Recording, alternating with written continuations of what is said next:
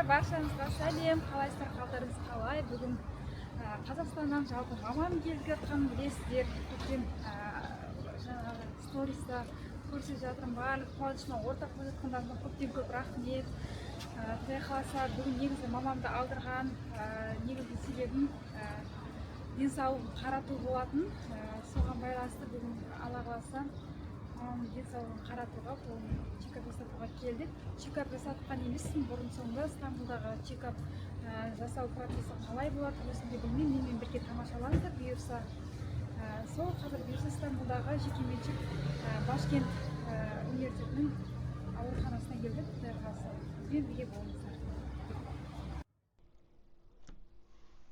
Достар, жалпы чекапты мен қалай жасаттым, сіздерге өз тәжірибеммен бөлісе кетейін.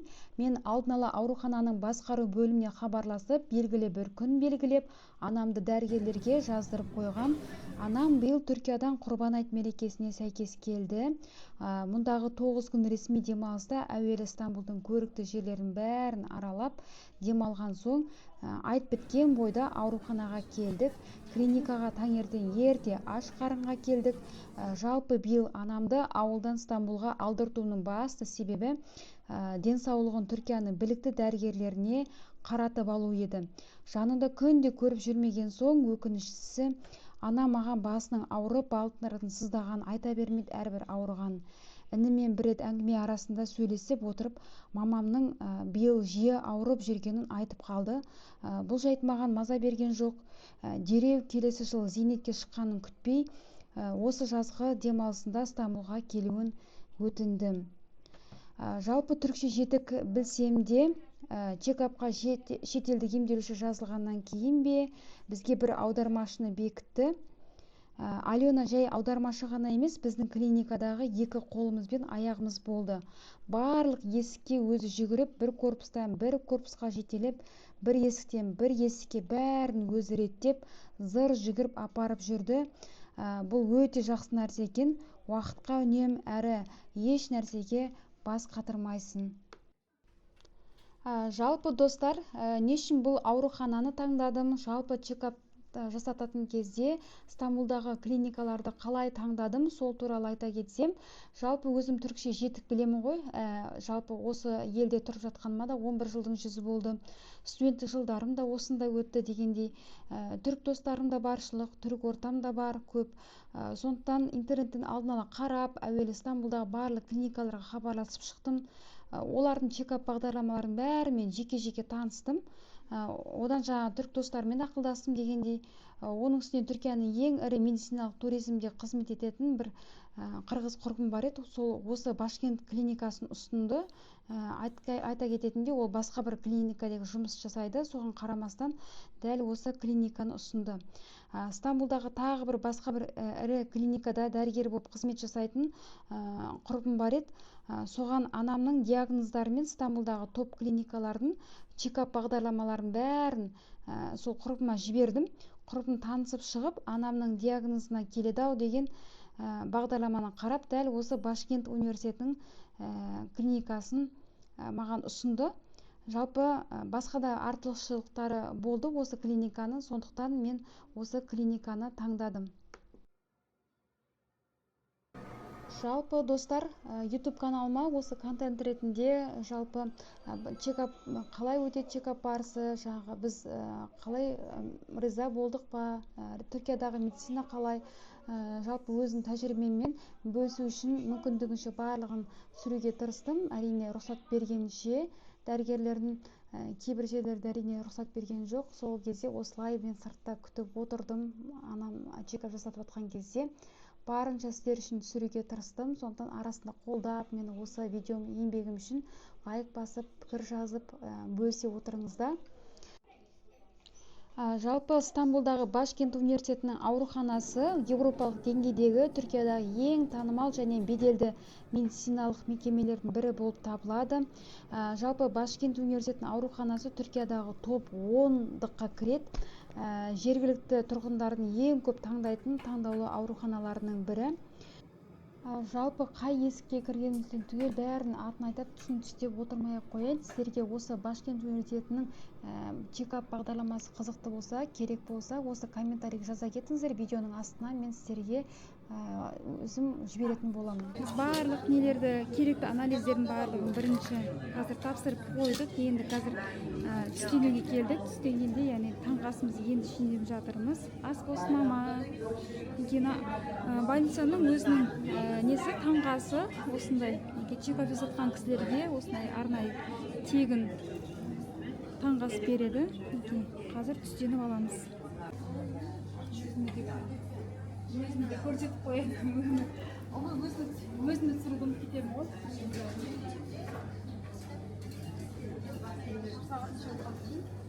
Қаласа таңғасын ішіп болғаннан кейін тамақтануға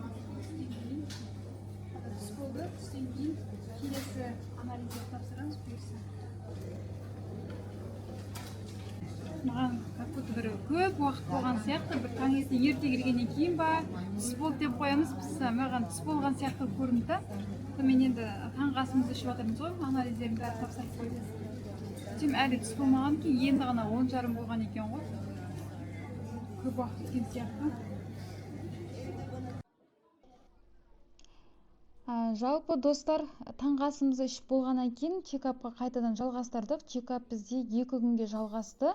Осы видеоны көріп отырған біреу ем іздеген жанға пайдасы болар деген ниетпен мен осы клиника туралы тағы да бір артықшылықтарын сіздерге бөлісе кетейін. Дәл осы клиника бар, осы достар, дәл осы клиника Түркия бойынша ағза мен тіндерді трансплантациялау бойынша Түркияда нөмірі 1 орында. Яғни нөмірі 1 орында достар. Жүректі ауыстыру бойынша 142 ота жасалған. Дәл Башкент университетінің клиникасында жалпы Түркия бойынша осы клиниканың кардиология бөлімі өте жақсы дамыған. Осы жердегі бірнеше көп бөлімдерден де байқауға болады. Оны келген кезде өздеріңізге көресіздер. Осы клиниканың жалпы танымал медициналық қызметтерінің қатарында онкологиялық ауруларды емдеу және хирургиялық операциялардың барлық түрлері жасалады. Емханаға жалпы шетелдік пациенттер эко, бүйрек, бауыр және сүйек кемігін ауыстыру бойынша өте көп ем алуға келеді. Башкент университеті ауруханасының негізгі алғашқы клиникасы 1982 жылы әлемдік деңгейдегі трансплантолог профессор Мехмет Хабералдының жетекшілігімен мүшелер трансплантациялау және күйіктерді емдеу орталығы ретінде негізі жұмысын бастаған. Айтқандай бағана айтып кеттім ғой достар. Дәл осы клиника жалпы ағзаларды бүйрек, бауыр сияқты, жүрек сияқты ағзаларды трансплантациялау, ауыстыру бойынша Түркия бойынша нөмірі 1 орында. Жалпы осы жолы мамамды осы жаққа қаратқанымызға қатты қуанып қалдым. Көптеген екен. Ультрасон нормальный дейді. Ультрасоныңызды нормальный дейді, ненің жүректің УЗИдің. Bir muayenesini yapacağım. Жалпы чекап барысында мысалға осы бүкіл несінің тарихын сұрайды екен. Өзінің мысалға әке шешесінде, бауырларында жүрек ауруы бар ма, мысалы жүрекпен ауырған, жүректен кеткен, қант диабетімен ауырған деген сияқтылардың барлығы, олардың бәрі негізі чекап барысында өте маңызды. Қатты жұдырық, қатты. Kocaman aç elini, kocaman aç. Aç. Aç tut öyle, tut öyle. Ұстап тұрмын. Güzel, peki. Geçmiş olsun. Жалпы чекаптың 1 күні осылайша бітті, 2 күні қайта бардық біз. Мама қалай болып жатыр? Чекап ұнап жатыр ма? Ұнап жатыр, жақсы. Не айтасыз? Ұсынасыз ба басқаларға? Жалпы келуге бола ма екен? Негізі үлкен кісілер екен, мына жақта. Соны ойлап отырмын ғой. Осында не жалпы 60 жасқа келген кезде бүкіл мамам биыл құдай қаласа, Алла қаласа 60 жасқа болып жатыр. Сондықтан енді ол жасқа келген кезде бүкіл ауруханалардың бәрін көретін жас екен ғой өзі. Осында да қазір көріп жатырмын ғой. Негізінде үлкен кісілер жүр. Осылай. Сондықтан сол жастарда негізі маңызды екен. Қаралуды, міндетті түрде денсаулықтарыңызды күтіңіздер. міндетті түрде қаралыңыздар, денсаулыққа мән беріңіздер. Сол мамам да өстіп әбден ауылда бейнетін көрген, енді нағыз біздің балалардың қызығын көретін шақ, немерелердің зейнетін көретін шақ. Сондықтан денсаулықты күтіңіздер деп жатырмын ғой. Достар, біз бүгін чекаптың екінші күніне келдік. Бұйырса екінші күнде бүгін жаңағы диетолог бар, окулист бар, сосын қандай бөлім бар еді? Терапевт бар, бұйырса результаттың нәтижесін айтады. Одан бөлек кешегі анализдерді айтады. Терапевтке қазір бірінші келеміз бұйырса. Одан бөлек гастро деген бөлім бар. Негізі бізде тағы бір жаңағы зубной бар тұғын, тіс дәрігері. Сол нелер үшін таңдасаңыз біреуін ауыстырсаңыз болады деді. Сонымен мамам тіс дәрігері керек емес деп сонымен гастроны таңдады. Гастро деген нағыз маманың несіне керек, яғни ішектерді, ішек оларды қарайтын сондай бір бөлім екен. Сонымен мамамыз гастро бөлімін таңдады. Бұйырса сол гастро бар. Жалпы бүгін бір 4-5 бөлімге кіретін боламыз екінші күні. И операционный отдел, и радиологические исследования. Здесь из поликлиники только кардиология и ортопед. А соседствующие, получается, поликлиники, там находятся все остальные бранши. И лор, и терапевт находятся в этом здании.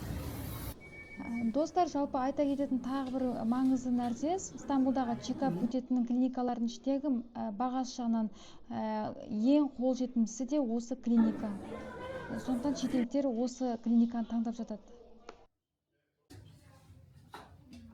Şöyle hafifçe bastırmadan tutabilir misiniz? Beni anlamayacak. Yani şey atmasın diye, oldu mu? Tamam. Bunlar ilaçları.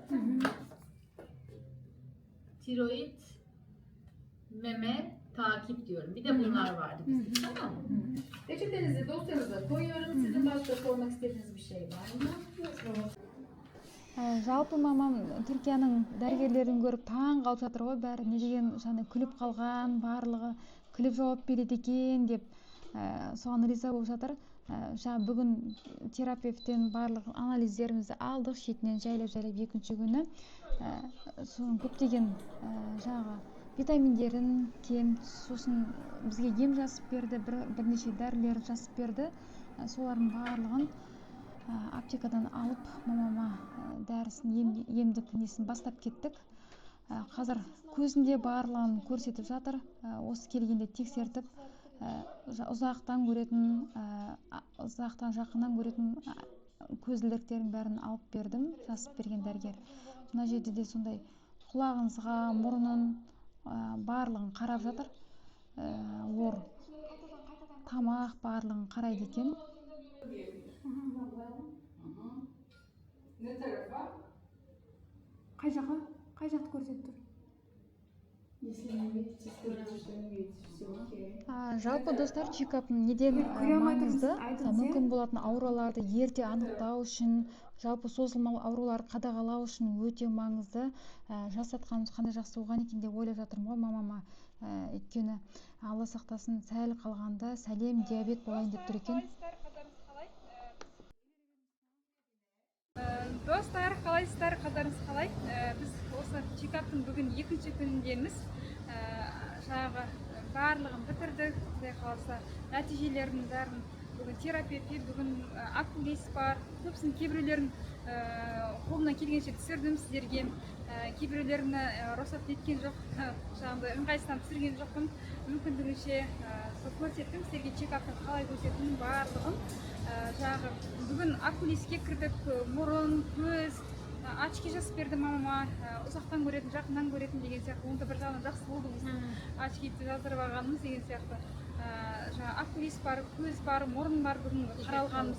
Осыны диетологқа кірді, міндетті түрде енді бұдан кейін біз енді Қазақстандағылардың бәрі сол көбісі қамырмен неміз ғой, жаңа айтып отыр ғой, енді ет жейді, сосын жағы палау жейтінімізді де біліп тұр да, өзбек палауыңды қоя тұр деп жатыр ғой.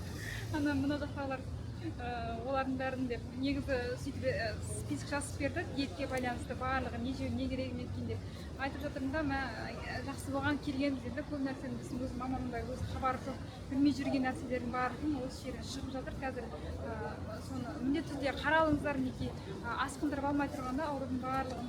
Қазір жаңағы бұндай жас кезде жаңағыдай мамамда жасы 59-да ғой, келіп жатыр.